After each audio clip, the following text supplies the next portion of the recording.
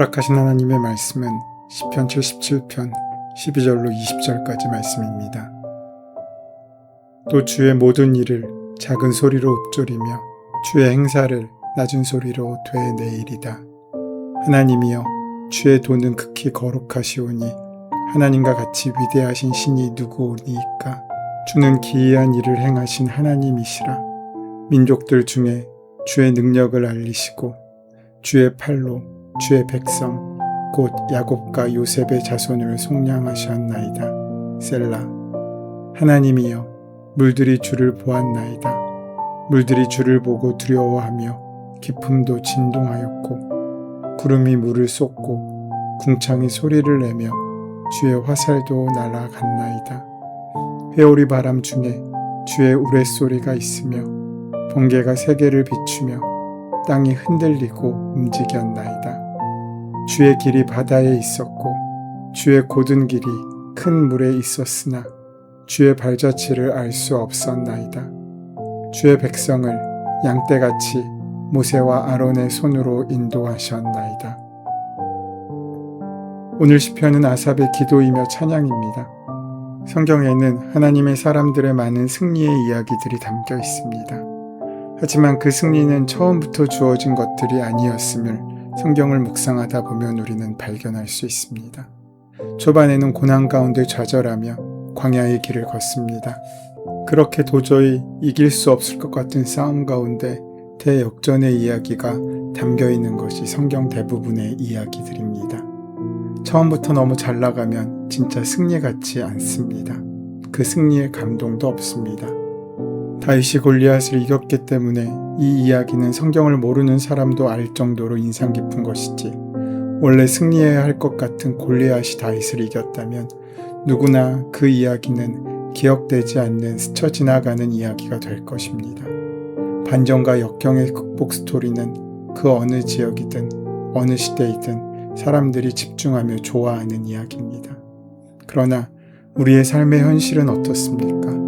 우리의 삶도 마지막에는 반전이 있을 수 있고 생각하지 못했던 기회와 회복이 있기도 하지만 오히려 우리 인생의 많은 시간은 반전 전에 지나게 되는 기나긴 터널 같은 시간들이 그 대부분을 차지합니다. 이는 사실 반전 스토리의 주인공들도 마찬가지입니다.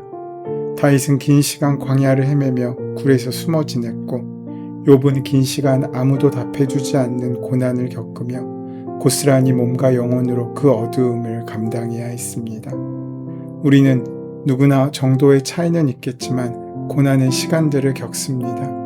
그리고 그 고난의 시간 중에 성공과 재기, 발전을 꿈꾸기가 어려운 순간들, 그렇게 실패하고 낙심하여 다시는 이길 수 없을 것 같은 절망의 시간을 보내기도 합니다.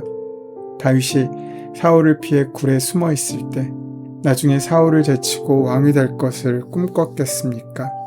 욥이 재 가운데 앉아서 질그릇 조각으로 몸을 긁을 때 나중에 그 소유가 갑절이나 될 것이라고 감히 상상이나 했겠습니까? 아닙니다. 그 긴 고난의 시간 가운데에서는 그런 생각이 들 수 없습니다. 나는 나중에 잘 될 거니까 이 고난은 견뎌야 해, 이런 마음이 들지 않습니다.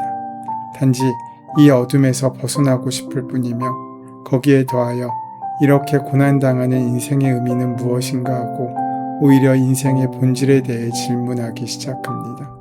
그러면서 우리는 고난 중에 하나님께 직접 묻습니다. 하나님, 내 이 힘들고 어려운 상황 가운데 하나님은 어디 계십니까? 본문의 시인의 상황도 마찬가지입니다. 도무지 승리할 것 같지 않은 상황 속에서 깊은 시름과 근심 속에 그는 하나님을 찾고 있습니다. 그런데 그렇게 기도하면서 그의 기도의 방향이 달라집니다. 처음엔 문제 해결을 위해 문제에 집중하며 기도하였는데 그 기도의 포커스가 움직여 하나님께 집중하게 된 것입니다. 즉, 내 감정의 짐을 더는 것이 중요한 것이 아니라 인생의 주관자 되신 하나님의 답을 들어야 하는 순간이 우리에게 필요함을 절감하게 됩니다.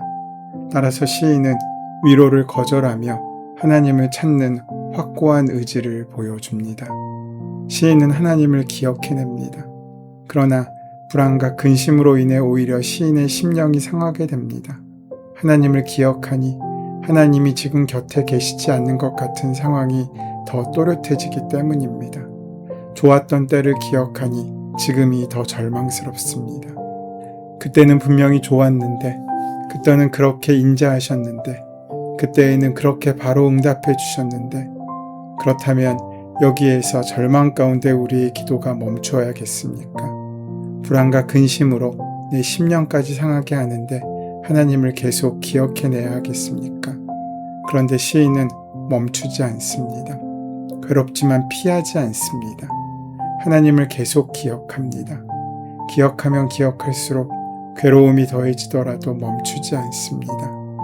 우리는 때로 우리의 인생을 길게 보지 못하고 영혼을 소유한 자로 살지 못하고 당장 닥친 불안과 근심을 가장 큰 악의 결과처럼 여기곤 합니다. 그래서 우리가 하나님을 기억하면서 처음 맞닥뜨리게 되는 감정은 불안인 경우가 많습니다.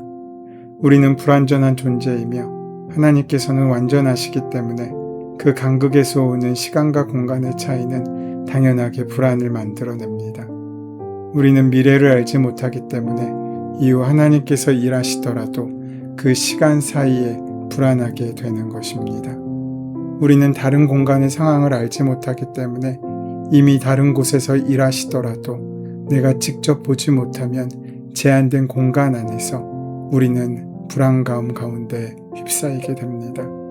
그리고 우리가 완전하신 분을 향할수록 우리의 불안함이 더 명확해지기 때문에 우리는 계속하여 불안하게 될 수밖에 없습니다.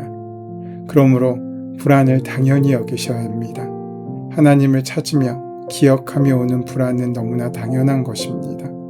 불안해도 하나님을 찾기를 멈추지 말아야 합니다.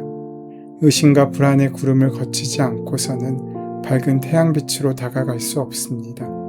시인도 하나님을 계속 찾으며 어떤 부분이 불안한지 오히려 구체적으로 풀어내고 있습니다.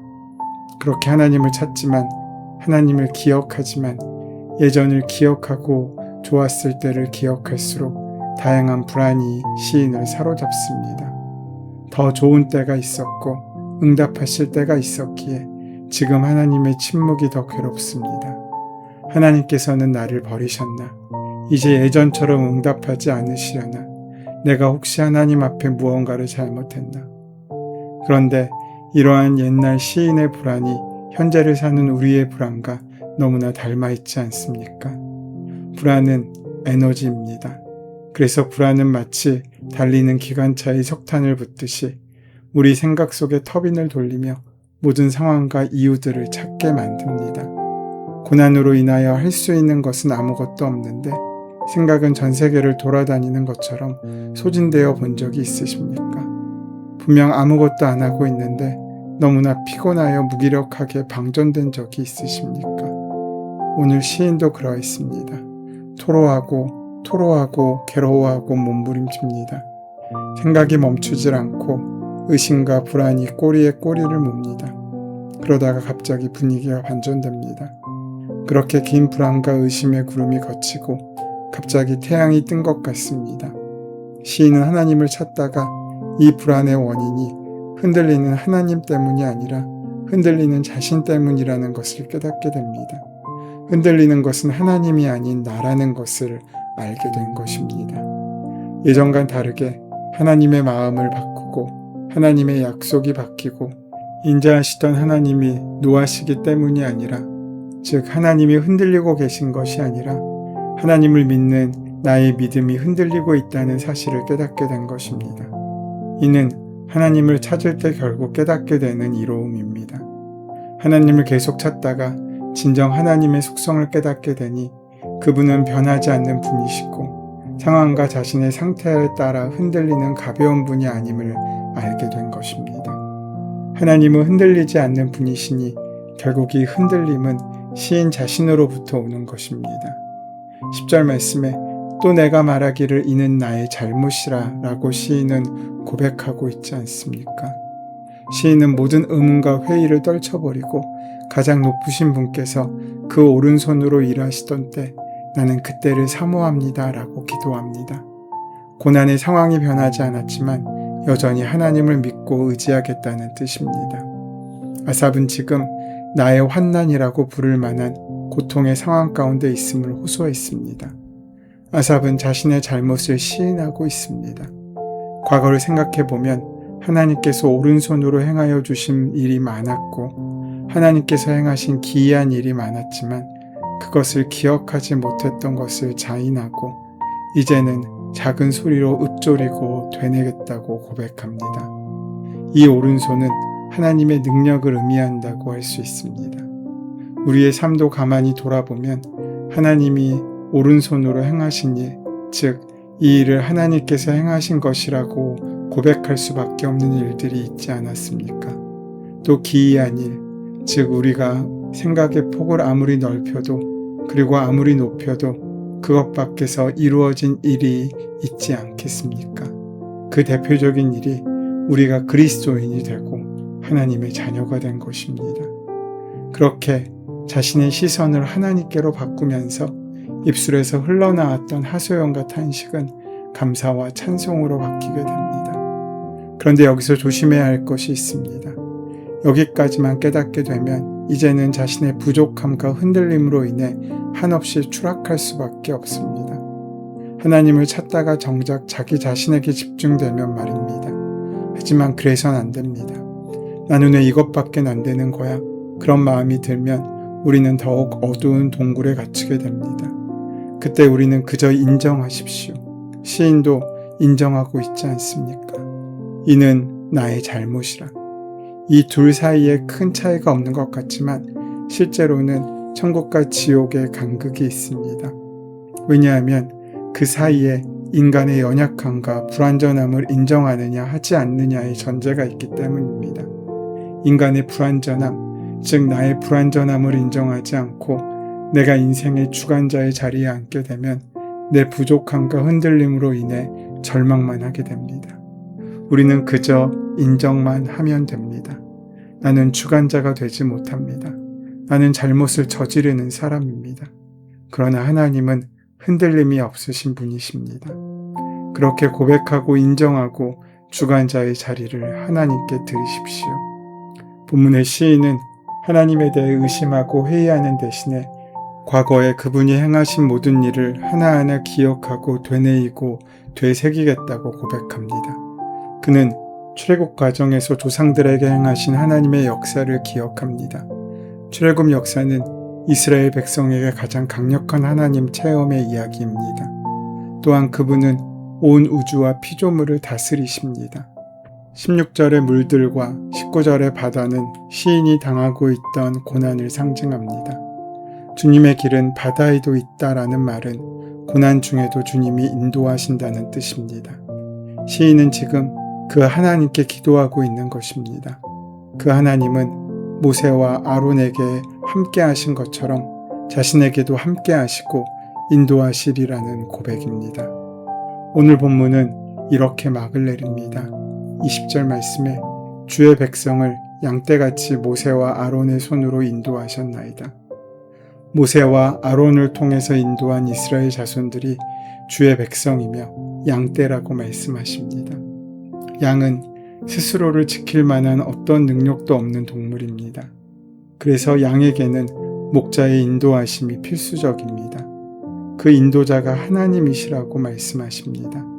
하나님이 계시는 한 그 누구도 그 무엇도 양떼를 건드릴 수 없습니다. 목자이신 하나님이 영원하시고 전능하신 분이시기 때문입니다. 하나님에 대한 부정적인 생각이 마음을 점령하려고 할 때 그 생각을 떨치고 과거에 하나님께서 행하신 일들을 기억해 보아야 합니다. 아삽이 그랬던 것처럼 하나님이 이스라엘 백성에게 행하신 놀라운 일들을 생각해 보고 피조 세계를 묵상하며 그분의 위엄을 생각해 보는 것입니다. 그럴 때 묵상은 교만해진 마음을 낮추고 무디어진 마음을 예민하게 만들어 줄 것입니다. 흔들리는 마음을 바로잡아주고 비틀거리는 그 발걸음을 붙잡아 줄 것입니다. 그럴 때 우리는 상황과 상관없이 늘 하나님에 대한 믿음을 지킬 수 있습니다. 오늘도 우리의 삶의 자리에서 우리의 목자가 되시는 주님과 동행하심으로 그 주님의 생명이 우리를 통해서 누군가에게 전달되어 그 생명이 소생하는 것을 목도하는 은총의 하루가 되시기를 소원하고 축원합니다.